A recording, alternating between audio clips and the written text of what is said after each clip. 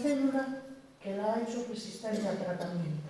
Chantada preocúpase pola saúde e polos avances que poden mellorala. Así o demostraron moitas das persoas que asistiron á conferencia da oncóloga Begoña Campos Balea no Auditorio Municipal.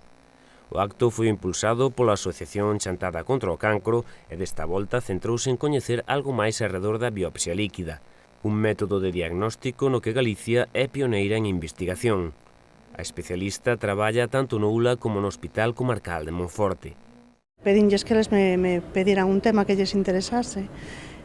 Cos grandes avances que está habendo neste momento no tema da biopsia líquida, pois foi prácticamente unánime, non? Cando lles dixen propoñedevos, o tema foi biopsia líquida.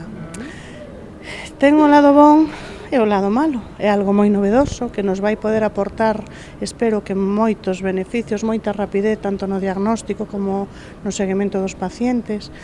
Pero ten algo complexo, que aínda estamos en fases bastante iniciais, non? A biopsia líquida ahora mismo, pois, aínda está un pouco en pañales, non? Está avanzando rápido, pero, bueno, que vou falar moito de o que esperamos dela, pero aínda non o temos dela, non?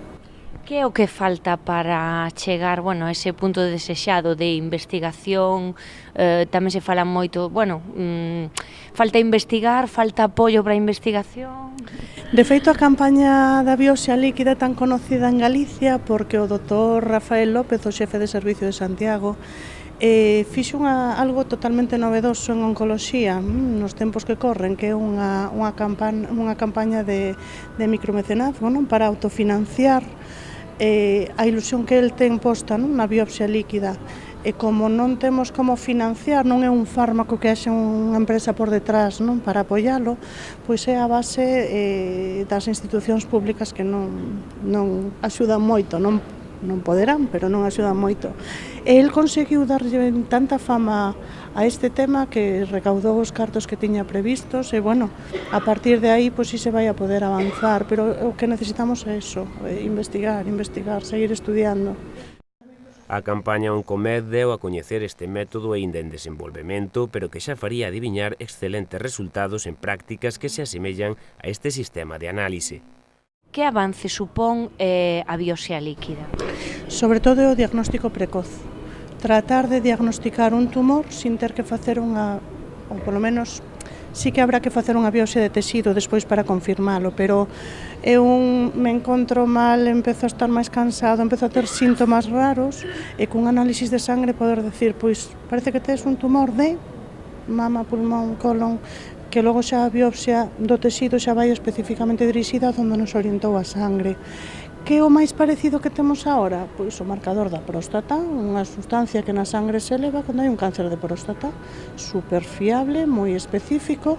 Entonces, cando un home ten un PSA elevado, pois imos directamente a facer a biopsia da próstata. Pois isto sería algo parecido, pero para todo tipo de tumores. Os avances nos tratamentos contra esta enfermidade son capitais, pero tanto ou máis se cabe é o diagnóstico precoz. Si diagnosticamos o tumor nunha fase moi inicial, poderemos curalo. Por desgracia, o tumor en fase avanzada aínda é moi difícil poderlo curar. Logo, outra parte moi importante da biopsia líquida é unha vez que tes un tumor avanzado, estamos dando un tratamento, pois ver xa ao pouco tempo de empezar ese tratamento, se ese tratamento vai funcionar ou non. Hasta agora o que facemos é poñer 2-3 meses de tratamento, volver a repetir as probas radiolóxicas e o que nos dice se vamos mellor ou peor. Coa biopsia líquida poderíamos detectar as 2-3 semanas de empezar un tratamento se está funcionando ou non. Tamén permitiría non só calidade de vida para os pacientes e seleccionar mellor o tratamento, senón aforro para o sistema, porque se algo non está funcionando, vamos cambiar e buscar outra cousa que si funcione. Trátase de aspectos técnicos e específicos moitas veces aos que estalle a poboación xeral ata que se converte nun potencial paciente. Por isto é fundamental que a información do desenvolvemento científico chegue á poboación de algunha maneira. É importante que a xente coñeza o que se está a traballar aí, non? É fundamental, a información é poder. Como dixen, o diagnóstico precoz é o que máis pode curar o cáncer. Entón, se todos estamos informados de que debemos de estar pendiente, que probas podemos facer ou a que temos opcións, pois sempre saliremos todos gañando. A conferencia rematou cun coloquio no que se trataron distintos aspectos relativos ao cancro e as súas consecuencias na vida do doente e do seu contorno. Con estes datos.